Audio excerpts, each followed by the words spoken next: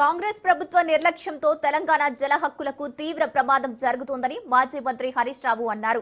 నదీ జలాలపై సీఎం రేవంత్ రెడ్డికి బహిరంగ లేఖ రాశారు. ఎత్తిపోతల పంపుల నిర్వహణ విషయంలో 2026 నాడు లేఖ రూపంలో బీఆర్ఎస్ చేసిన హెచ్చరికలను పట్టించుకోలేదని, అందువల్లే పంపులు దెబ్బతిని కాళేశ్వరం దేవాదుల ప్రాజెక్టు నిర్వహణలో వైఫల్యం చెందారని హరీష్ రావు మండిపడ్డారు.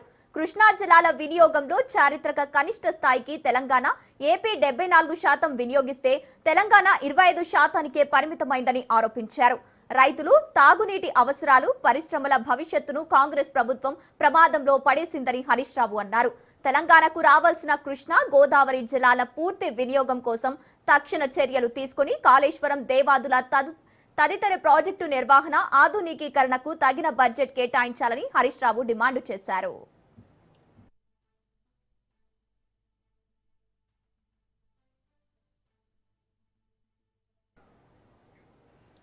నదీ జలాలపై సీఎం రేవంత్ రెడ్డికి బహిరంగ లేఖ రాశారు హరీష్ రావు. రైట్ ఇదే అంశానికి సంబంధించి పూర్తి డీటెయిల్స్ మా ప్రతినిధి సైదులు అందిస్తారు.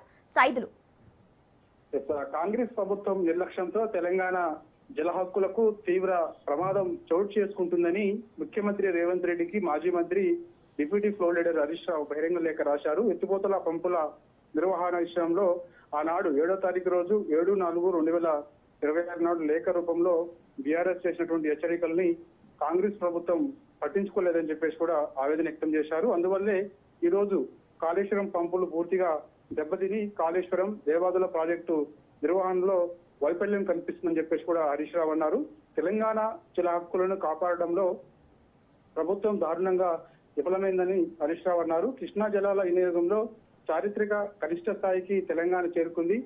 ఏపీ 74% కృష్ణా జలాన్ని వినియోగిస్తే తెలంగాణ కేవలం 25% మాత్రమే పరిమితమైందని చెప్పేసి కూడా ఆ లేఖలో పేర్కొన్నారు. రైతులు, తాగునీటి అవసరాలు, పరిశ్రమల భవిష్యత్తు ప్రమాదంలో కాంగ్రెస్ పార్టీ పడేసింది. రానున్న రోజులలో ప్రజలకు మరింత ఇబ్బందులు తలెత్తే అవకాశం ఉందని చెప్పేసి ఆ లేఖలో పేర్కొన్నారు.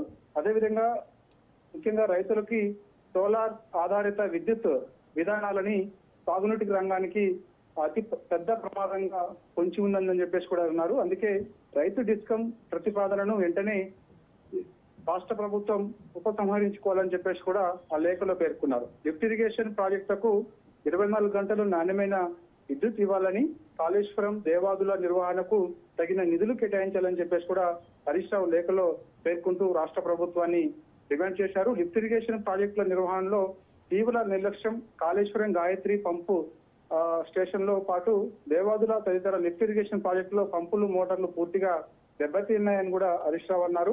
కాబట్టి భారీ మోటార్లను పదే పదే ఆన్ ఆఫ్ చేయడం వల్ల పరికరాలు దెబ్బతింటాయని ముందుగానే మేము హెచ్చరించినప్పటికీ ప్రభుత్వం చర్యలు తీసుకోవడంలో పూర్తిగా విఫలమైందని కూడా అన్నారు. వేల కోట్ల ప్రజాధనంతో నిర్మించినటువంటి కీలక సాగునీటి మౌలిక వసతుల ప్రభుత్వ నిర్లక్ష్యం వల్లే నష్టపోతుండో శోచనీయమని చెప్పేసి కూడా హరీష్ రావు సీఎం రేవంత్ రెడ్డికి బహిరంగ లేఖలో అందులో పేర్కొన్నటువంటి అంశాలు. Okay, thank you Saidulu.